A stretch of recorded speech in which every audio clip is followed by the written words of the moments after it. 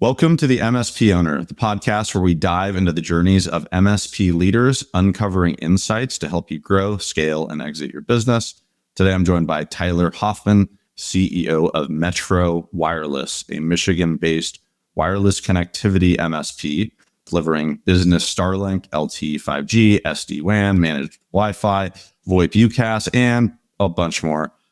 Metro Wireless currently does a few million of revenue and has a team of 15 employees, and they work a lot with the channel, which we'll talk about in detail.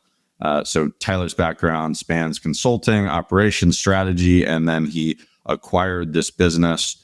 So he's got a wide range of experiences, and I'm super excited to dive in with you, Tyler. Welcome.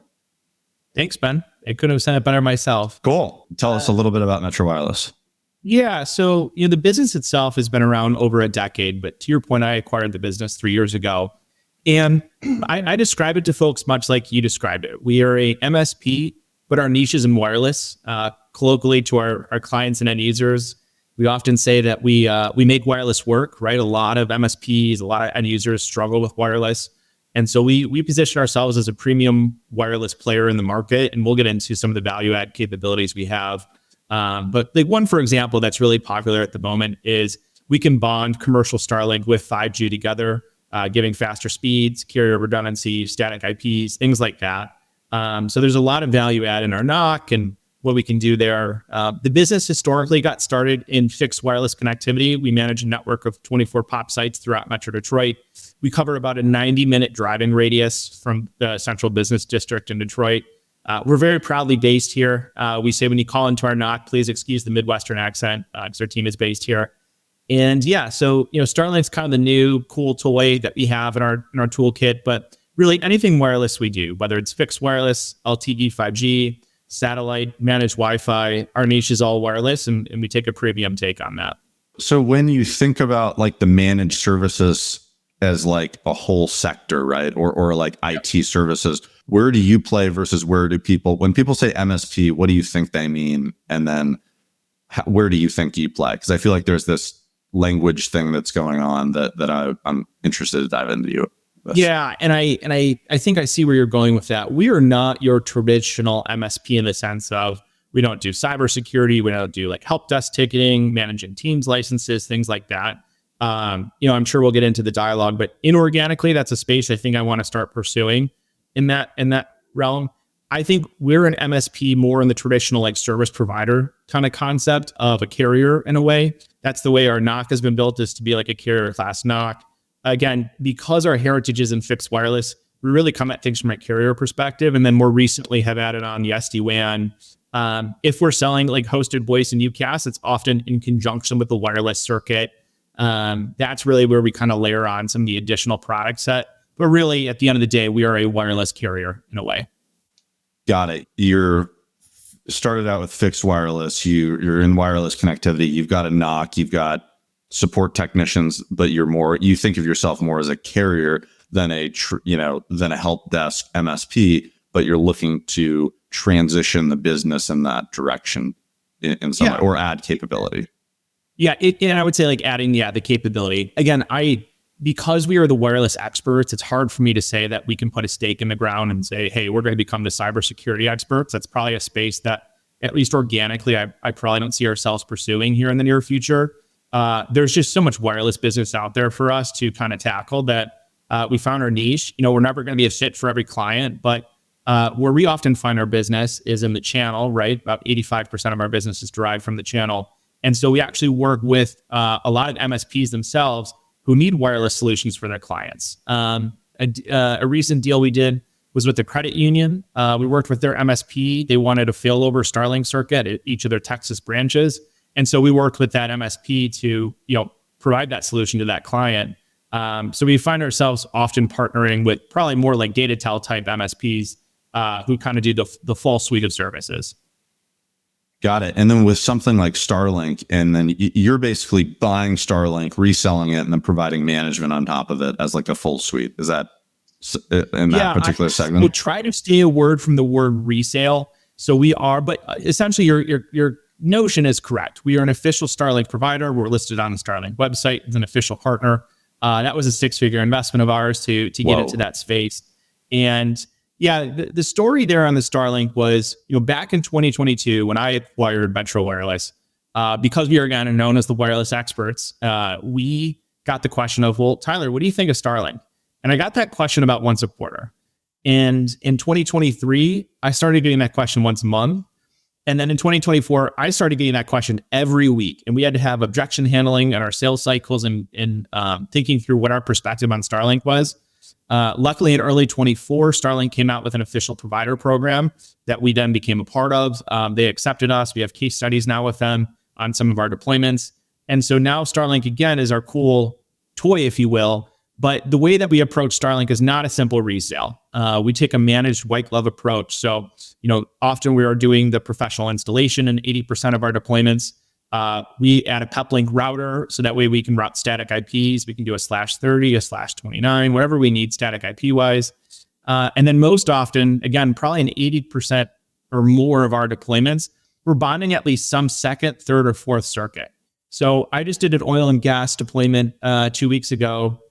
We did it one proof of concept site. Now I think they're ordering 2 or 3 more sites now where we're bonding Starlink plus 5G. So in that case, they care about 2 things: faster speeds, because we can aggregate multiple Starlink circuits together for faster speeds, and then carrier diversity, right? Starlink had a nationwide outage for about a half hour in 2024. And our clients that had Starlink and 5G bonded together never noticed a blip in their outage, and their static IP stayed up because we're bonding those circuits together. When you say bonding the circuits together, can you walk through what that means technically? I mean, it sounds like failover, but it sounds like this is a different category.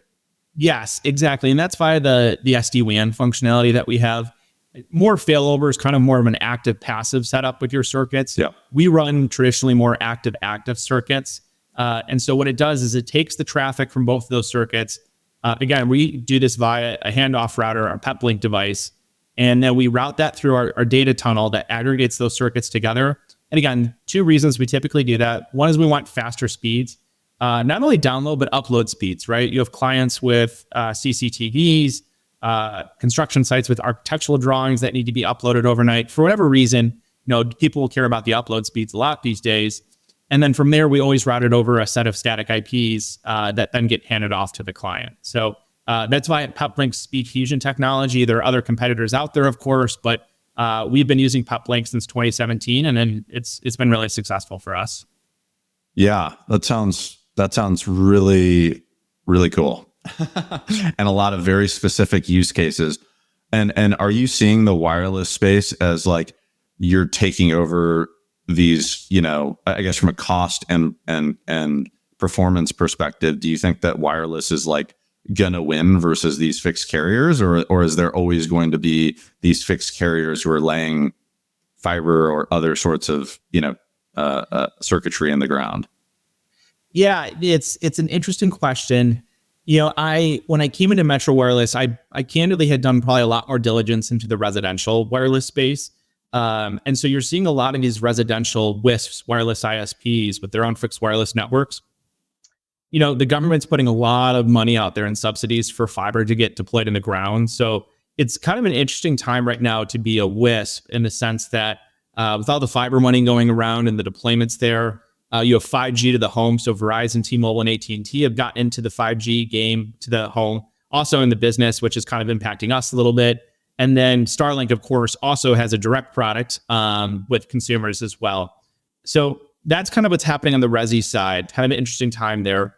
On the commercial side, I'm kind of seeing a bifurcation.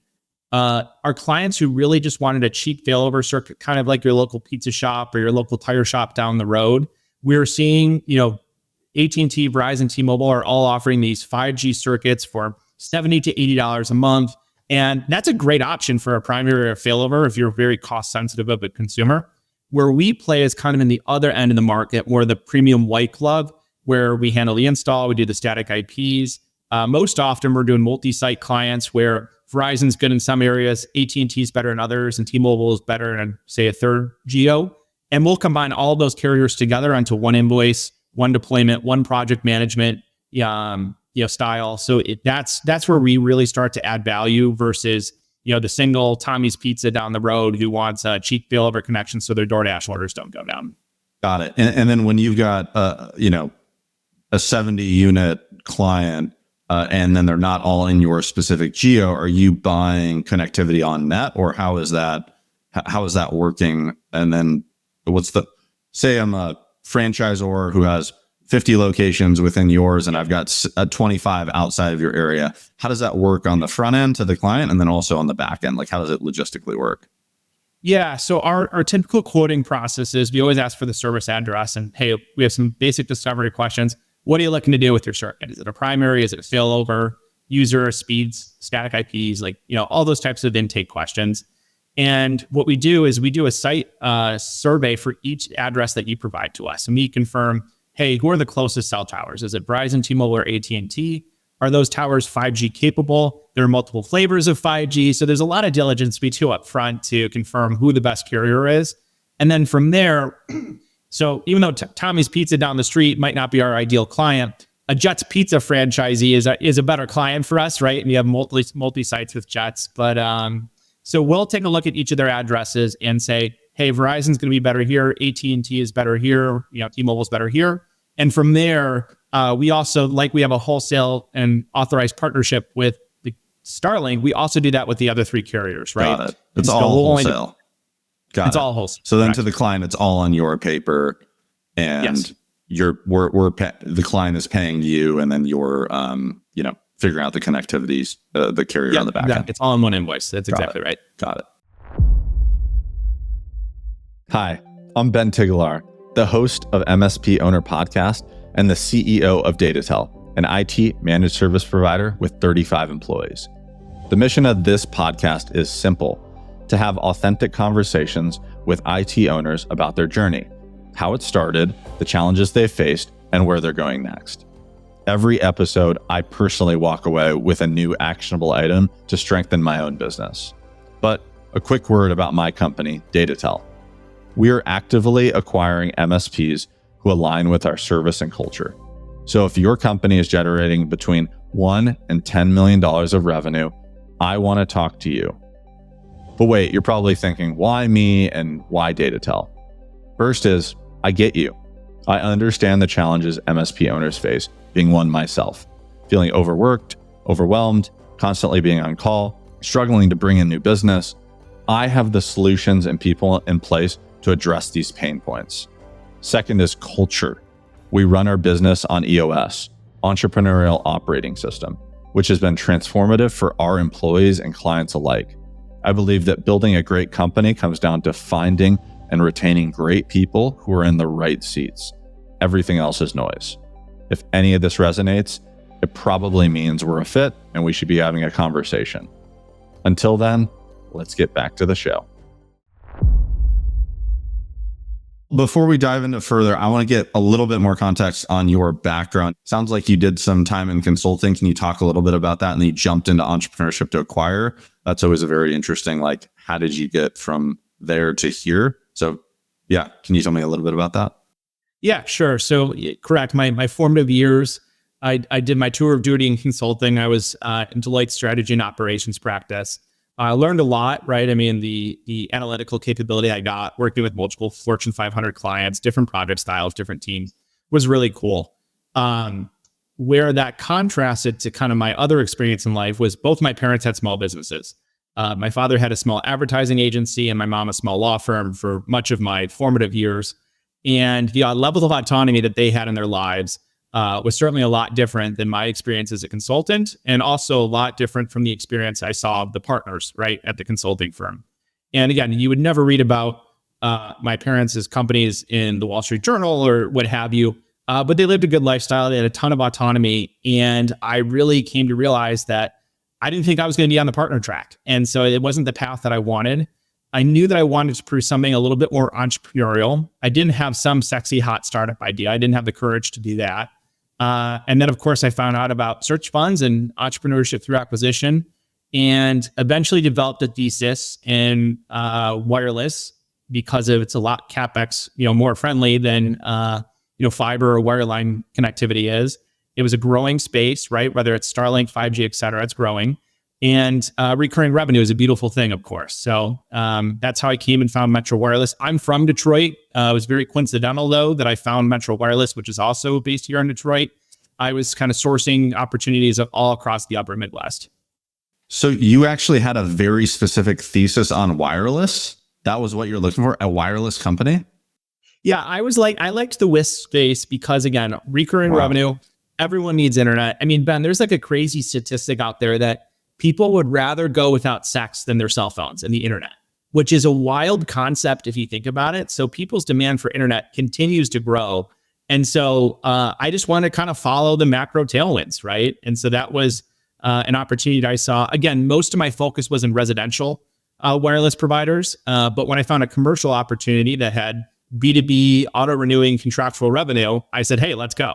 Tell me, how long did it, so you had the thesis, and how long did it take for you to, how many deals did you look at? What did they look like? And was this the first one, or was this like deal number 85? It was probably closer to deal 85. Again, my thesis wasn't purely wireless. I looked at the classic HVAC, lawn care and snow removal, porta potties. I thought I was going to be the shit king of Michigan at one point for porta potties. But nonetheless, so I looked at quite a few deals, right? And a few residential WISPs that didn't work out, broken LOIs, that kind of thing. And then eventually came across Metro Wireless. I met with the owner. We had a really good relationship from the start just because he was also from the Detroit area. We kind of resonated with each other in the vision for the business. And it worked out. It took us probably about 4 months post LOI to get the deal done. And we closed in January 2022. January 2022. Okay. I acquired my business in June of 2023. And I think I reached out to you and met you around that time because I think I had seen you had acquired the company. I was like, I had no idea what I was doing. And, I was like, I need to learn about this industry because I really, just talking to other owners is super helpful. So that was something I appreciated and was something I got a bunch of value at just talking to you and about the opportunity that I was looking at. Do you remember much about our initial interaction? I don't remember what. I do actually. So I know we had a few emails going back and forth, and specifically when you were under LOI, going through your process, going through the diligence, asking the questions. And at that point in time in 2023, I was obviously a lot closer to that time in my life than I am now. But yeah, that diligence period is really tough, especially when you're going into a space that I had no telco background, no IT background, no channel background, which I actually think is probably the biggest thing. And again, because I had been used to working with big, large companies, I didn't have a idea on how to run a small business. But as you well know, you figure it out, right? So yeah. That's wild. Yeah, it's a wild step. I mean, you went from consulting to owning a small business. So like, what were the challenges or things that you really liked about the change in environment going from one or the other, or didn't like? Yeah, what I liked the most is, in a consulting environment, you're strictly advising, right? It's time and materials on your billables. You can make a recommendation to a client, but of course you never know if they're going to implement it. And certainly you're typically gone by the time you see the results of any recommendation that you made and had then been implemented. What I liked about small business is you can make a decision today and tomorrow you start to see the results, whether it's a comp plan decision, a pricing decision, a product offering decision, a team decision. The feedback is instantaneous and it's kind of addicting in a sense, which is really cool. The other thing that I've really enjoyed is growing and developing the team. So I'm very fortunate. We didn't have much turnover. I did have to replace a couple team members, but generally speaking, we have a very solid team. And certainly now we have an excellent team. So that's been really cool to see develop. What's been harder is, at the end of the day, you're where the buck stops, right? You make the ultimate decisions. You don't always know if you're making the right decisions. You have incomplete information, not enough time to do proper analysis. And a lot of it's based on gut feel and relationships. And so that part's been a little bit harder to adjust to. I think my, barometer for decision making has gotten a lot better over the last 3 years, not just in IT and telco, but also in business, ownership in general. So things are easier now than they were, but it takes time. So I think some people are probably wondering when they first talk to someone like you or me is like, how did you just buy a company? Like, Yeah. you just, where'd you get the money for that? Are you from, is your dad rich, or like, how does that work? How did it work for you, and how did that path? Yeah, so I'm definitely someone who I now consider myself fundamentally unemployable, in the sense that I could probably never go back to a traditional, W-2 role. I could certainly never be a consultant.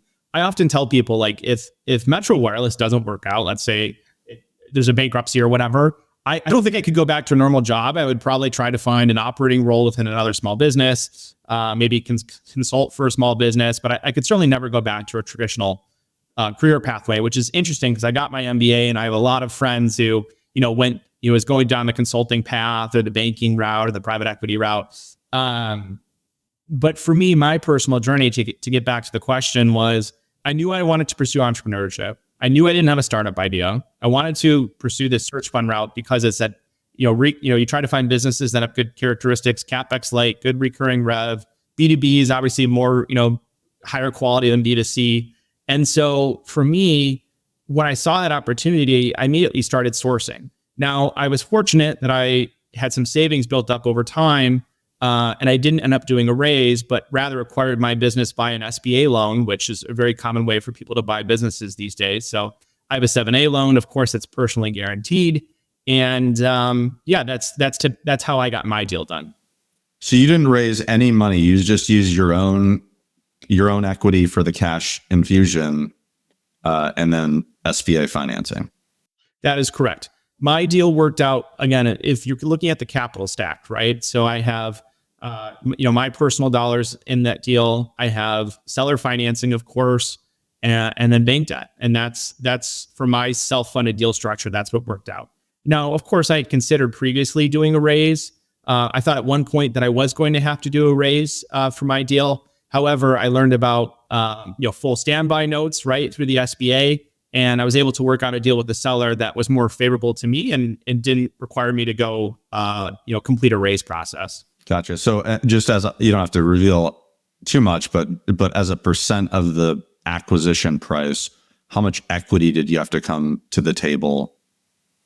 Yeah, I levered up, right? So I contributed 5% of the deal. Gotcha. So if someone bought a company for $3 million, say, putting down 5% would be $150,000, and you would Correct. have $2.85 million of bank debt plus seller note.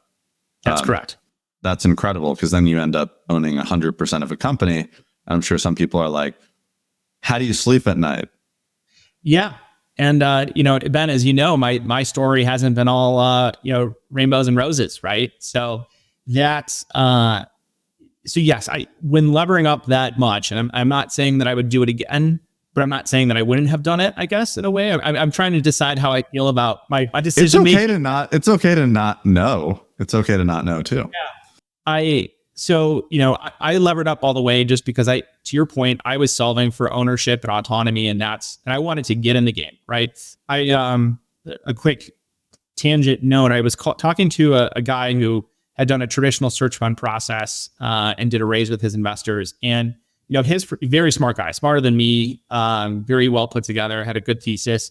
He didn't need to get a deal done. He wanted to run a search fund, and if he found the right deal, he would do it, but he was not someone who had to be an operator. I reflected on that conversation with him, and I said to myself, I have to be an operator. Like, I'm fundamentally unemployable. This is the only thing that I can do in my life. And so I was going to get a deal done at any cost, right? Whether it was a small deal, highly levered deal, whatever. If I had to move to Boise, well, Boise is not a bad town. But if why are you trying to throw me under the? Well, yeah, Driggs, Idaho, I guess would maybe be another example. But I was going to do whatever it took, and anyway, I highly levered up, but I did have to pay some price along the way.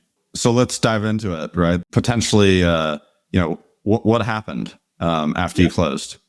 So I had a customer that during due diligence, pre-deal, was not a 25% customer when you looked at the trailing 12 months, But when I learned this term post-close, when you looked at something called the next 12 months, the forward-looking financials, was going to become a 25% revenue customer. It actually represented about 50% of the free cash flow that the business had generated. Again, because they were a 25% revenue customer, they were also a very profitable customer, contributing to why they had an outsized portion of the cash flow. And in my business, we have a lot of fixed cost leverage, right? And so just because you lose a customer doesn't mean I can take away the underlying cost base because of that. So anyway, you can see where this is going. So 8 months post close, our largest customer reaches out and says, "Hey, we're going to pull the entire business." They were month to month at this point. They were not under contract. The contract was not an auto renewing contract. They had pulled their entire book. Let me take a step backward. During due diligence, just because I want to make it clear that I didn't completely biff this. I mean, I biffed it, but I didn't completely biff it. The client was still under contract during the diligence phase. They were actually adding monthly billings each month. So it was assigned to me that they were continuing to build their book with my company, Metro Wireless. The relationship was actually with the sales rep, not with the seller. So it wasn't like a big seller relationship problem. My team was executing well on it. And we continued to do that post-close. My sales rep continued to own the relationship. I got introduced to the account. My NOC was doing a great job keeping them satisfied. They just had a strategic shift in their business about 8 months, again, post-close. And they took it away. They didn't ladder down month after month. It went away in 30 days. Walk me through strategic shift. What does that even mean? So I, again, as a new operator, I was freaking out. I'm sure. So what happened is, there was a period of time where I was freaking out thinking, how am I going to meet my debt service? Obviously, it's all personally guaranteed. I'm in a highly leveraged scenario. Also, I'm going through the classic J curve, right? So we didn't have a CRM. I'm adding CRM. Our employees didn't have healthcare benefits. I added healthcare benefits. Like, I'm making to this commitment to my team that like, hey, we're going to professionalize the business. We're going to grow. I'm making a ton of investments. And so I'm painting this vision, but I don't have the cash flow to support the growth, right? So that was a very scary, hard time. What saved us was I had underwritten the deal very conservatively. The enterprise value relative to the EBITDA at close was very reasonable by kind of market valuation metrics. And so between that, the fact that I did find some savings, post close in that first few months that helped kind of cushion us, and we'd already amassed a good cash flow cushion by that month 8 that they had laddered down or canceled, got us in a position where we, could survive. Now, unfortunately, we were, hand to mouth for the next 2 years, right? And so now, just in the last year, we are finally getting to the point where we're not having slide sideways years. We're growing and we're on a really good pace to grow this year. But yeah, it was scary, man. Man, that must have been really challenging. I mean, you find out your largest customer is going away, and then it obviously impacts a lot of your business. You're probably like barely cash flow positive, probably negative, right? We have never missed a debt service payment, but there's not extra money left over, right? At the end of the day. That's like right along the edge of pain. And then having to do that for, you've got to still build it up and you've got to grow and do stuff and continue doing what you're going to do. Did you have a really good team around you? Like, how did you get through that in those first 6 months, which I'm sure were incredibly hard? Yeah, the team knew, right? I mean, when you have, they knew how big that client was. They were in the billing system. They saw obviously the monthly revenue attached to that account. They knew that I was a leverage. The team figured out pretty quickly, and I was transparent. I was a leverage buyer, right? I was careful to communicate like, hey, we'll never miss a payroll, and we'll, if we have to stretch a vendor payment here and there, we'll get through this. But I was transparent with them, and I said, look, like, the situation with me as an owner is not the same as the situation was with the previous owner. Like, we are in a different position now. And thankfully, my team, and it's, again, still the same team that I had when I walked in, understood. And we worked very hard over the last 3 years to be super cost conscious. super sales focused, super retention focused, right? So we're not churning much. And those same discipline, that same discipline that muscle we've built over the last 3 years, we still carry with us, right? And I think it's actually helped us as a team to kind of forge forward. And, look, we're from Detroit, right, Ben? So I talk about the Detroit Lions and Dan Campbell and how the Detroit Lions have come back, right? The Big Three Automotive, right? Like, Detroit's never been given a free lunch, right? And so for us, we're used to kind of getting smacked in the face a little bit. And, we're used to things not being easy. And thankfully, we've come back from it. I've got a similar experience with my last company, dental services. COVID hit, and we had revenue, and then dental services were banned. So we did $0 of revenue for 2 months, literally $0. We actually were negative because we had to give like a refund, I think, for something. Yeah. And so I was like, oh my God. And so that was a very low point for me as well. Yeah. But it also felt like it was out of my control at the same time. And all I could do is, see what's in front of me and move forward. So like, how'd you handle it on the personal side? Because I assume it was very stressful for you with you and your family. How did you deal with that? Like that's a sign of grit and perseverance. So I'm curious, how did you handle it? And was it as clean as you feel like, after talking about it? The postmortem. No, I mean, I was super embarrassed that even though it wasn't my fault that this customer had left, and it wasn't my team's fault. I want to stress that. It was super tough because, and Ben, you run into this too, where you close a deal, you're listed as CEO on LinkedIn, and people think like, wow, this guy's got it going on. He's doing well, like things are good. And that's just not the case, right? And so it was super tough. And my business school classmates were super supportive. My hometown classmates friends were, super supportive. My fiance was super supportive, and everyone understood that I was going to get through it. But personally, it was very tough. I kind of neglected my mental and physical health for a period there. Thankfully rebounding on that in recent months, which is great.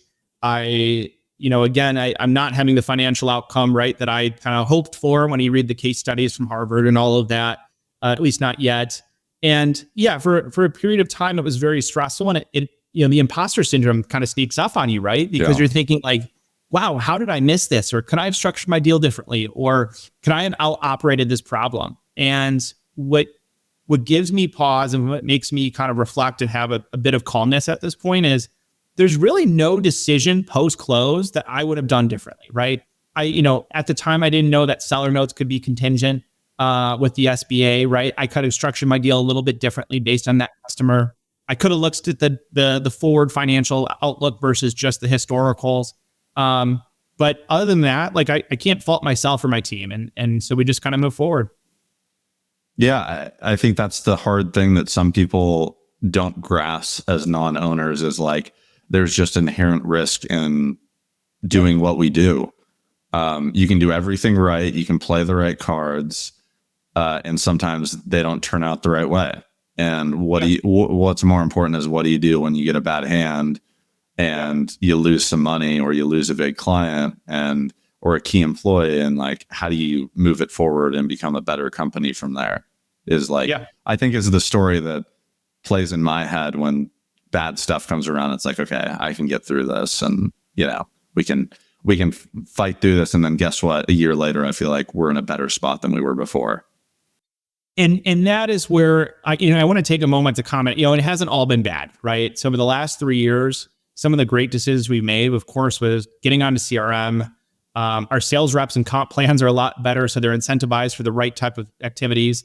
The quality of revenue in our book has never been higher, right? We had a lot more, Tommy's Pizza shops that were late to pay or non-payers. And now we have great enterprise multi-site clients that routinely work with us. Our channel partners are of super high quality and really like working with us. We're low friction in that respect. And we continue to grow. We added Starlink as that product. That's kind of our new fast growing area. That's, high dollar, high margin as well. So, again, it hasn't been all bad. And, we are selling at triple the sales velocity than we were 3 years ago when I came in, right? So we are what I call selling through that revenue that we lost. And again, we've had a couple slides sideways here due to some big project sales and things like that we're augmenting our book with. So 2025 is gearing up to be a really good year for us, and the team deserves it. That's awesome. That is the nice thing about ultimately you had a really bad thing happen. You lost a client who ultimately should have killed you with a bad with a bad business model, but you bought a fundamentally sound business model that had good growth prospects on the back end.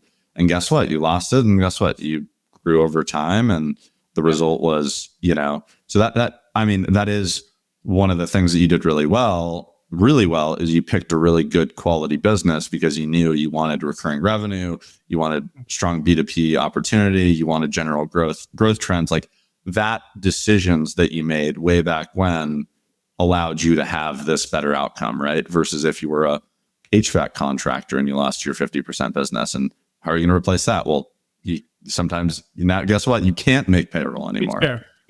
Yeah, so. No, I think you articulate it well. We've been very fortunate, and despite some of the headwinds I've had with that customer or what have you, on the whole, I'm still very glad I'm doing this. I'm learning a ton. I'm enjoying it. This is a game I want to play for the next 30 years. So with your company, you've got this wireless focus. How do you think about growth organically and then inorganically? Like, do you plan to acquire? Yes. So I'll touch on the organic side and then the inorganic side. So organically, we have doubled down on what we're doing well. Again, I'm not going to add a cybersecurity product to my book. We are the wireless experts, and we'll stay in that space. But one thing we've done a historically poor job at is marketing ourselves to high quality partners, high quality clients and end users, things like that. So for our focus right now is keep doing what we're doing really well. We have a great reputation in the channel at this point. More than half of our business comes from outside the state of Michigan than the inside in our state, in our geo, which was not the case of the book when I came in 3 years ago. So not only do we have a strong local reputation, we're developing a really strong national reputation. We actually have some international clients at this point, Canada, Costa Rica, and I think Mexico. What TSDs do you sell through? Yep, we work with Telarus, AppDirect, and of course, TCG got bought by Telarus, and then TBI got bought by AppDirect. And then we also work with some local ones like Global Telecom Solutions, GTS, and Utility Telecom, UTEL, both of which are based in Michigan. Jenny is another one. They're a Jenny Cloud Brokerage. They're based out of Ohio. Got it. So my business has a portion of the business where we have some channel. We have a decent amount of channel, focus, even on the connectivity side. So I'm very curious your thoughts on stepping into this channel world. I know you probably can't say everything about the channel world because, but I'm curious what you can share. What's your perspective on the channel in general, and what your experience is coming into it, having no experience with it, and then walking in? Because I'm doing the same thing, but on the agent level. Yes, and I see this. I do know of other traditional MSPs like a DataTel model in Metro Detroit who work with channel partners, and I've seen them roll out those strategies. So I can comment to the extent you're interested on that for your own model. But for us, as I mentioned, the vast majority of our book is derived through the channel. And there was a time and place in my early operating days when I wanted to pursue more of a direct strategy for various reasons. However, I came to learn and appreciate that Metro Wireless is a channel. We are a channel business. Our operating model, our sales model, our whole customer life cycle is built around a channel model. And so I tell people learning channel was harder than learning IT or telecom, full stop. But over time, I came to learn, hey, there's a mix of the large TSDs like AppDirect and Telarus. There's the more mini masters or regional TSDs like GTS and UTEL that we work with. And every channel agent or sub agent has a different desire, right? Some are very commission focused, residuals and spips and all that. Some are very much like, if I'm going to recommend you as a vendor, Metro Wireless, you guys can't screw this up. Like, you have to be perfect. And, Metro Wireless, your one wireless circuit is part of a much larger relationship that I own with this customer. So you got to get this right. Other partners care about recognition, right? Going out to dinners, getting awards, things like that. So you really have to tailor your strategy based on whatever the channel agent or that TSD cares about. Look, Ben, sadly, we're never going to be the biggest provider like Vonage or 8x8 who can sponsor all the events. And but you're not paying 12 times spiff.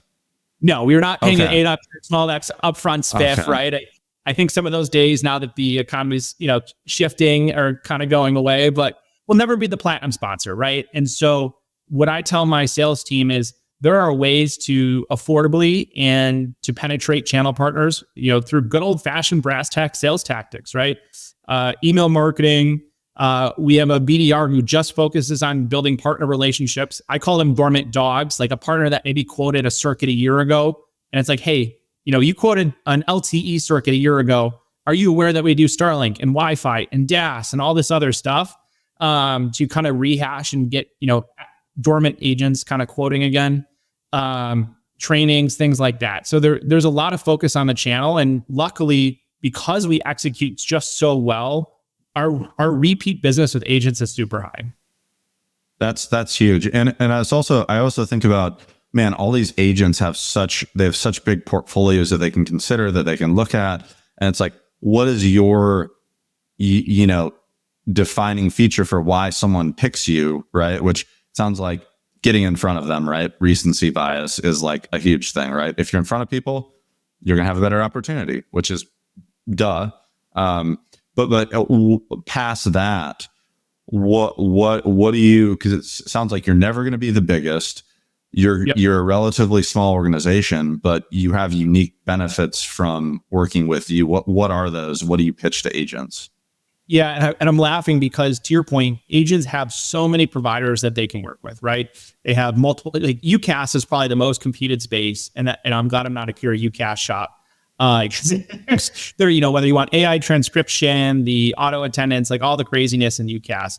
But when I talk to channel managers and agents and TSDs, we are a premium white glove wireless shop.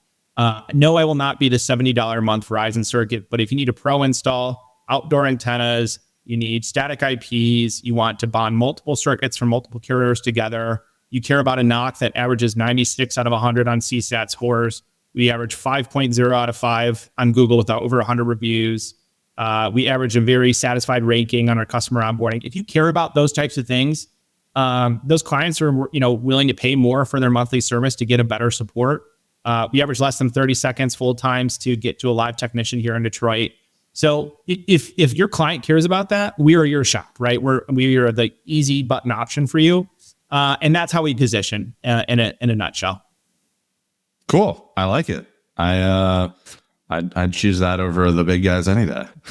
Perfect. You got to convince your client so we can partner together. So acquisition wise, I get your growth. You're 3xing what your sales volume was before you acquired as compared to today. So it sounds like your channel efforts are working. It's doing what you're doing. You're growing, but it sounds like you have some interest in acquiring as well. What does that look like?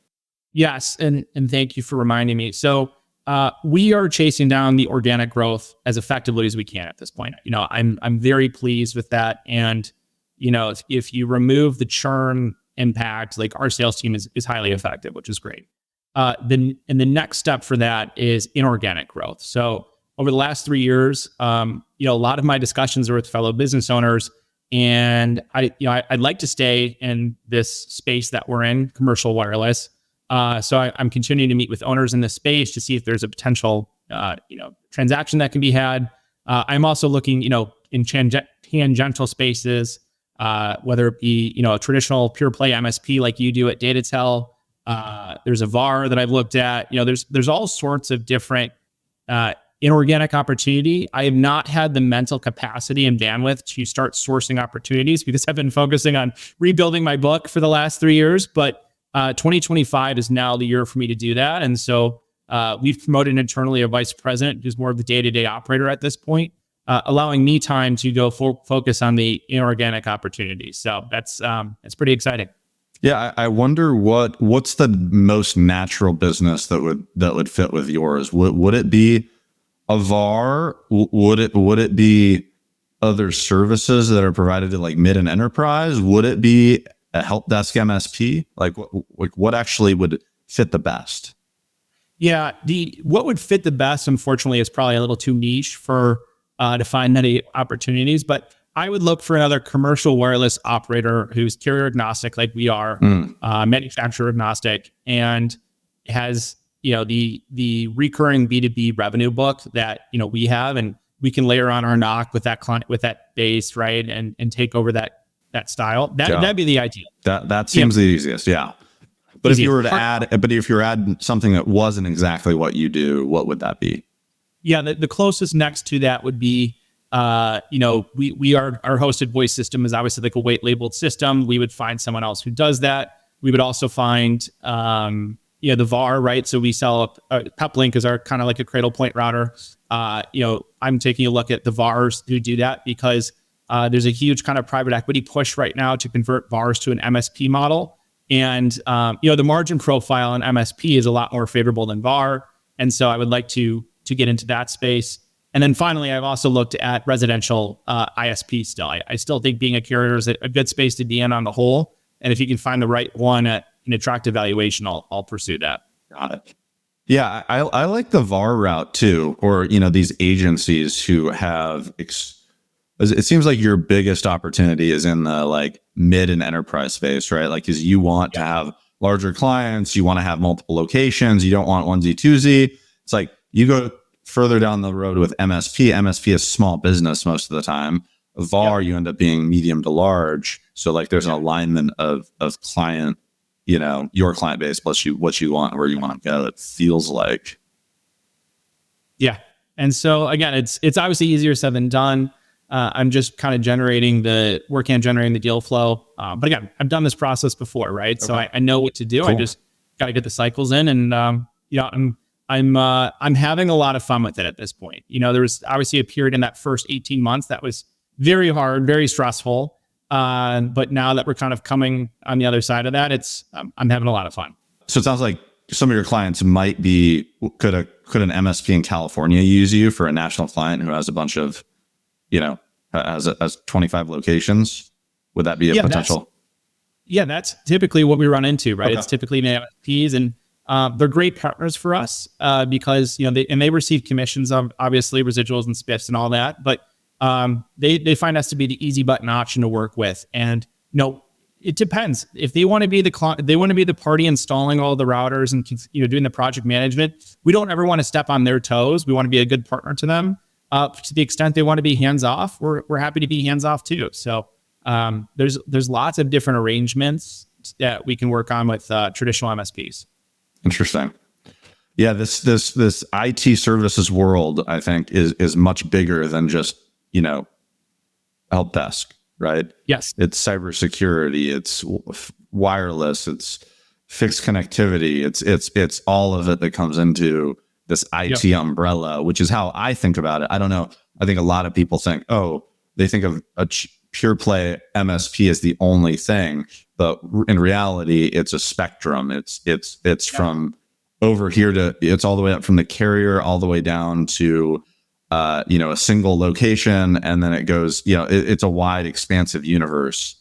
And so it's just interesting to hear your perspective, because it is similar business model, right? You're finding clients, you're providing a value on top of some other thing that you're providing. There's usually a service component.